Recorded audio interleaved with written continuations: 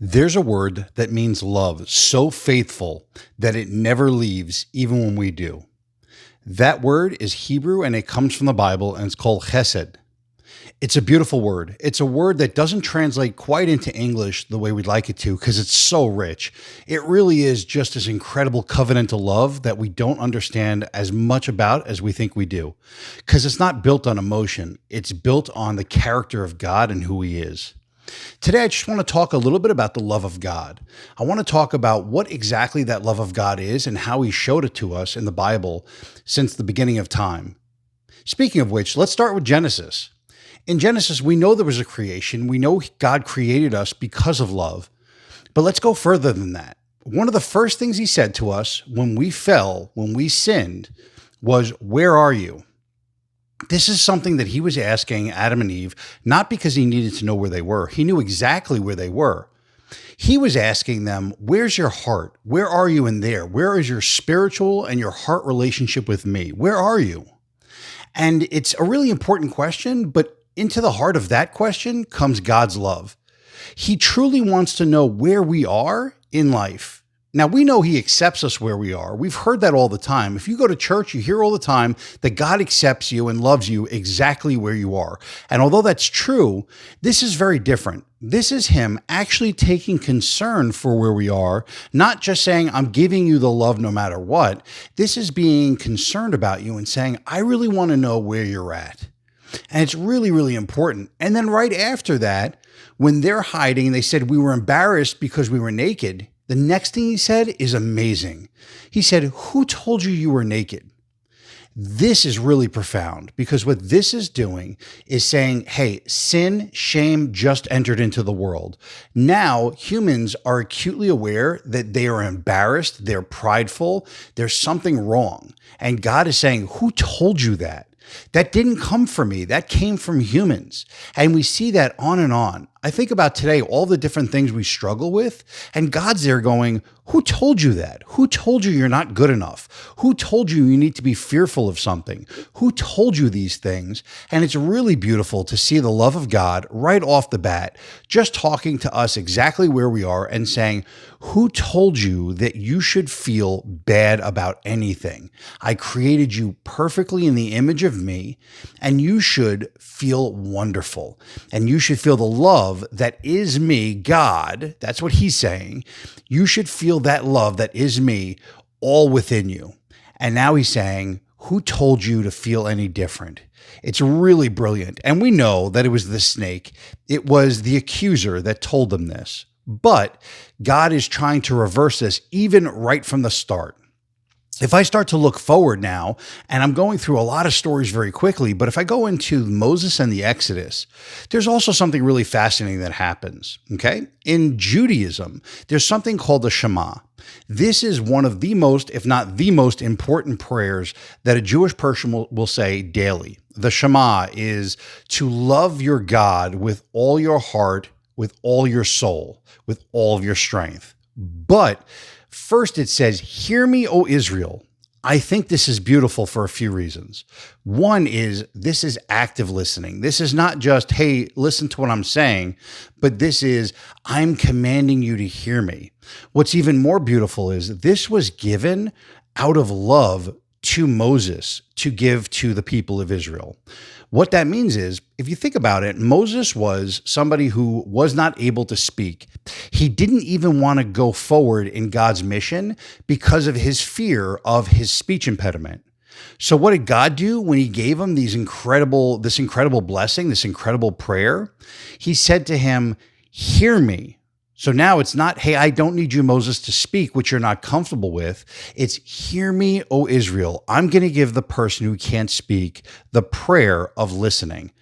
It's incredible. Even in this moment, he's showing his love for Moses and for his people to hear him and to respond with love back. And that love comes from every part of your body. He's teaching us how to love with all of your heart and all of your mind and all of your soul, all of your strength. Everything in you is leading to love because he's showing us how he loves us first.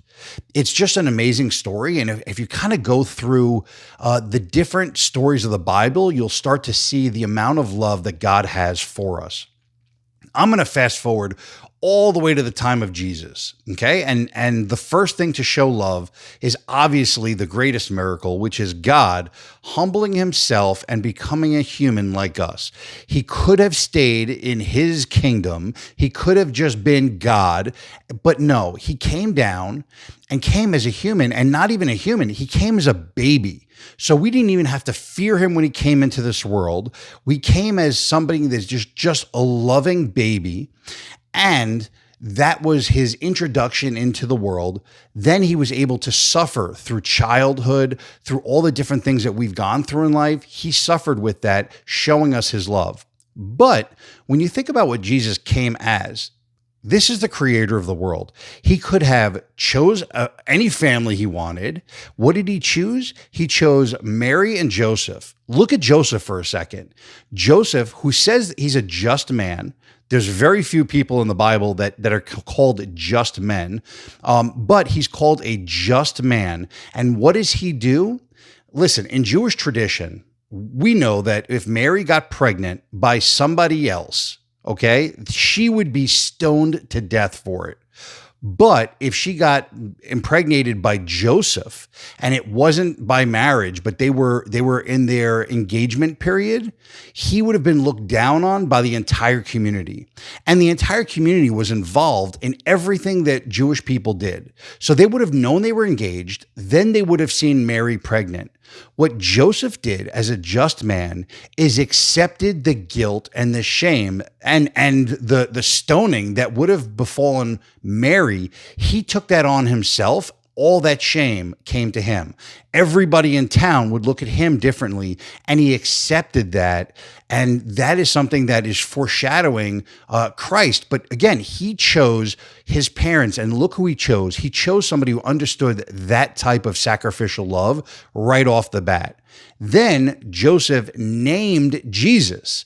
And we can say, yes, well, the angel told him what to call him. But what you don't realize is in Jewish tradition, when a man names the child, he is also accepting responsibility for that child. He's coming out and saying, I agree, this child is mine, and I vow, I make a covenant to care for this child forever.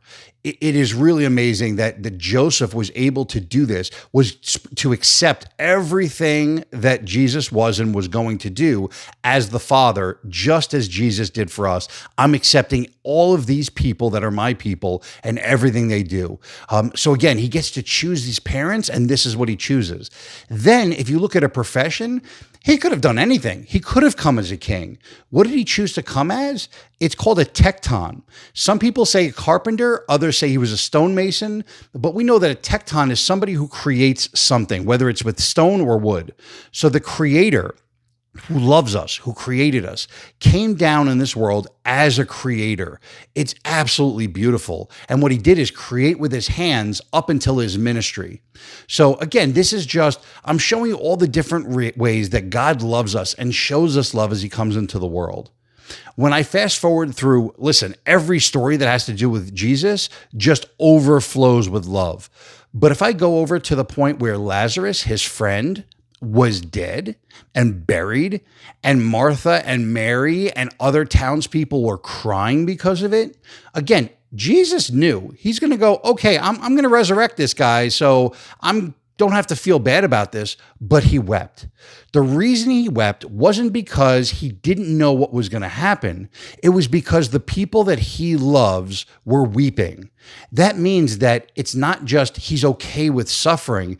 He actually suffers with us. He hurts with us. He cries with us. It's a really beautiful show of love right now. And even knowing that it was going to turn out okay, he was still showing us how much he loves us by crying with us. Again, just a beautiful moment. And then when I think about the last part, Mark 16, 6 through 7, this is the point where Jesus is dead and buried, and they find the tomb is empty. And one of the angels tells them that he is risen.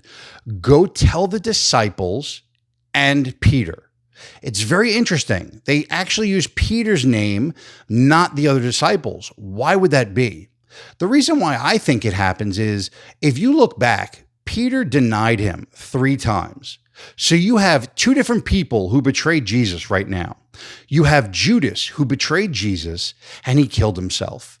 You have Peter, who betrayed Jesus, and he was absolutely wrecked, distraught, didn't know what to do at this point, and we have no idea what would have ended up with Peter if it wasn't for God's love.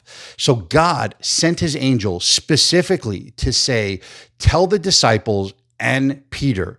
This tells Peter that by name, God is thinking of him, forgives him, quick and tell him that he is risen. It's such a beautiful moment where you show that God, his love is so overpowering. He wants somebody to know it, not just that he loves us, but that he wants us to know it. It really is just a beautiful part of the story. When I think about love and when I think about how we're taught love, if you look back from when you were a young child, you think about a teacher and you go, okay, the teacher, I have to perform. I have to do something to earn their respect, their even their love. I have to do something. When I think about my parents, I feel like I have to do certain things, especially as a child. I need to keep my room clean. I need to do my chores. I need to do something to earn their love. Even though I don't know it's true or not, as a child, I feel that way. Sometimes even in a marriage, I feel like we have to earn love. I have to do a certain amount of things, especially when you talk about relationships. A man might feel like I have to earn for the family. A woman might feel like she has to care for the family. But truthfully, you shouldn't have to feel like you need to do anything. Love is way beyond emotions and what we've learned, which is we have to perform. God loves you not for the performance that you think you're doing. He loves you in your brokenness, in your sickness, in your tiredness. If you're tired, if you're broken, but you keep going forward and you keep trying to put your faith in Lord, he loves you. And now you go, well, what about the people who have not put their faith in the Lord? The Lord is running after you. He's not walking, he's running. Do you want to talk about love? In the Bible, it talks about God knitting us in our mother's womb. He spoke the entire world into existence, but he knitted us.